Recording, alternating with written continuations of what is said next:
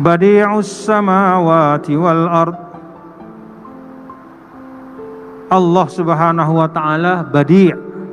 Badi' bermakna al-khaliq ala ghairi mithalin sabaqa, yaitu menciptakan sesuatu tanpa ada contohnya. Itu arti badi'. Kalau membuat, bisa jadi membuat sesuatu itu memang ada contohnya, ya. Kita melukis, ada contoh pelukis. Atau kita membuat barang sesuatu, minat terumpa misalnya, ada contohnya terumpa gini, kita lihat contoh. Tapi Allah Ta'ala badi'. Dia menciptakan bumi, langit tanpa ada contoh. Jadi menciptakan sesuatu tanpa ada contoh sebelumnya, itu namanya abda'a. Nah, dari kata itulah kemudian muncul istilah bid'ah, ya. Jadi bid'ah itu adalah melakukan sesuatu perbuatan, ya, perbuatan yang tidak ada contoh sebelumnya. Gitu. Nah, ulama akan membagi dua. Suatu perbuatan yang tidak ada contoh sebelumnya, kalau dia punya dasar, ya, istilahnya aslun fi syariah, ya, kalau dia punya dasar, maka dia mengikuti hukum dari dasarnya itu. Kalau dasarnya adalah wajib, maka perbuatan ini juga hitungannya wajib.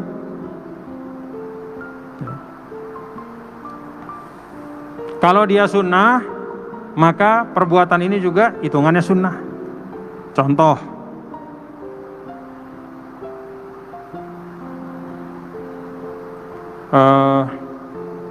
apa ya contoh yang baru-baru saja misalnya, wakaf tunai. Wakaf tunai misalnya. Wakaf tunai itu tidak pernah ada pada masa Rasulullah SAW.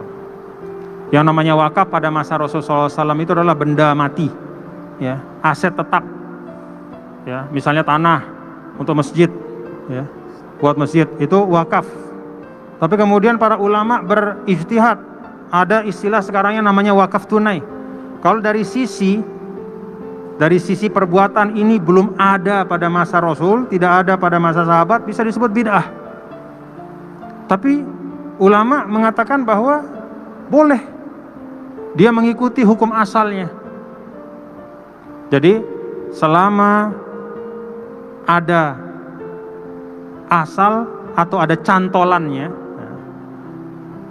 istilahnya berwakaf itu adalah sunnah, sesuatu yang diberikan pahala. Nah, itu pokoknya di situ. Maka segala macam bentuk wakaf-wakaf yang baru itu masuk ke situ. Di dalam Al-Quran, uzkurullaha dzikron katsira, banyak-banyaklah berzikir. Maka kalau ada orang bersama keluarganya naik mobil, lalu kemudian, anak-anakku, yuk kita zikir sekarang, kita baca Asmaul Husna bareng-bareng. Lalu Allahumma ya Allah ya Rahman ya Rahim. Tidak ada zaman Nabi kayak begitu. Sahabat juga nggak ada kayak begitu, ya. Tapi dia masuk kepada pokok yang tadi, banyak-banyaklah ingat Allah. Jadi dia dapat pahalanya di situ. Nah, jadi sesuatu yang baru, ya, suatu amal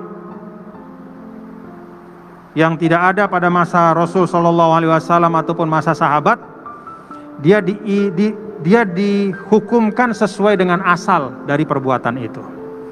Kalau asalnya adalah sunnah, dia jadi sunnah. Kalau asalnya adalah wajib, dia ikut jadi wajib. Kalau asalnya dia mubah, ikut jadi mubah.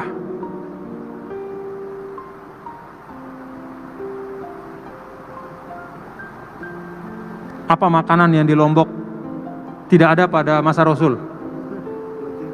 Pelecing kangkung. Nah, apa hukum makan pelecing kangkung? Ya hukumnya makan. At-tawassu' fil akal, makan apa yang ada, mubah. Jangan, ini pelecing kangkung tidak ada masa Rasul. Jangan. Makan kurma saja masa Rasul. Susah. Bukan begitu berislam, ya. Jadi kembali kepada cantolannya. Kalau dia punya cantolannya itu hukumnya wajib, wajiblah dia. Kalau dia cantolannya itu sunnah, sunnahlah dia. Kalau dia mubah, mubahlah dia. Kalau makruh, makruhlah dia. Jadi itu cara kita mengukur. Ya, termasuk maulid segala macam ya, maulid, Isra Mi'raj, nuzul Quran ya. Tidak ada pada masa Rasul memang, tetapi kita diperintahkan untuk al-farah was surur, yaitu bersyukur, bersukacita dengan cara yang baik. Badi'us samawati wal ard, Allah pencipta seluruh lapisan langit dan bumi. Wa idza qada amran fa innama yaqulu lahu kun fayakun. Dan apabila Allah berkehendak, qada, telah menetapkan sesuatu, fa innama yaqulu lahu, maka dia mengatakan kepada yang telah ia tetapkan itu dalam ilmunya, kun fayakun. Ya. Kalau untuk kita yang namanya sesuatu itu adalah yang sudah ada. Ya. Nih, ini sesuatu namanya nih. Hand sanitizer nih, ini sesuatu. Kenapa? Ada dia. Kalau dia masih di pikiran, bukan sesuatu itu. Ya. Namanya hayalan, cita-cita, angan-angan. Tapi kalau Allah, karena ilmu Allah itu maha sempurna, melingkupi segala sesuatu, ya, segala hal, maka sesuatu ya untuk Allah itu bukan hanya yang sudah ada, yang belum ada pun ya, tetapi sudah ada di dalam ilmunya, itu sudah sesuatu. Mudah-mudahan kalau kita punya cucu ya, misalnya saya punya anak saya punya anak, kan namanya cucu. Bagi saya, cucu saya itu yang nanti itu bukan sesuatu karena belum ada. Tapi bagi Allah itu sudah sesuatu. Kalau memang sudah ditakdirkan oleh Allah, dia sudah sesuatu. Amron. Ini bedanya ilmu kita dengan ilmu Allah. Makanya kalau orang berduga-duga ya, berduga-duga mengaku tahu masa depan, itu bahaya dia orang itu. Ya. Itu dia bergaya, berlagak seperti lagak-lagak sang pencipta.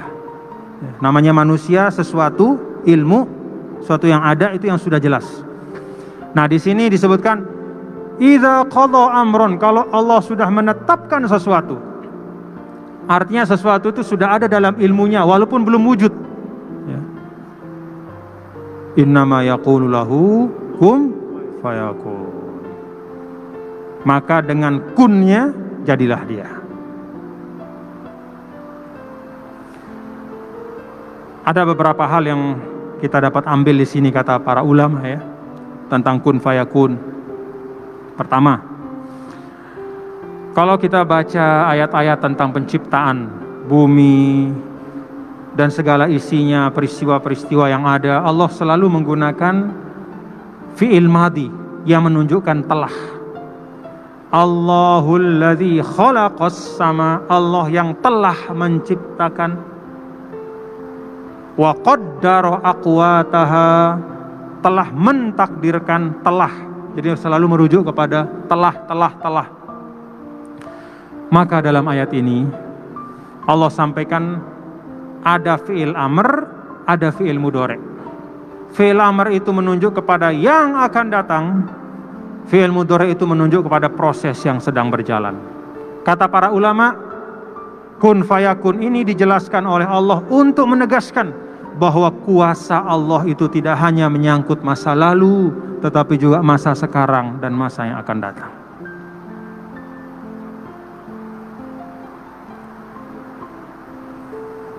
Jadi tidak ada nama lampau untuk kuasa Allah Ta'ala. Kekuasaannya itu meliputi yang lalu, dalam bentuk apa, semua sudah diciptakan.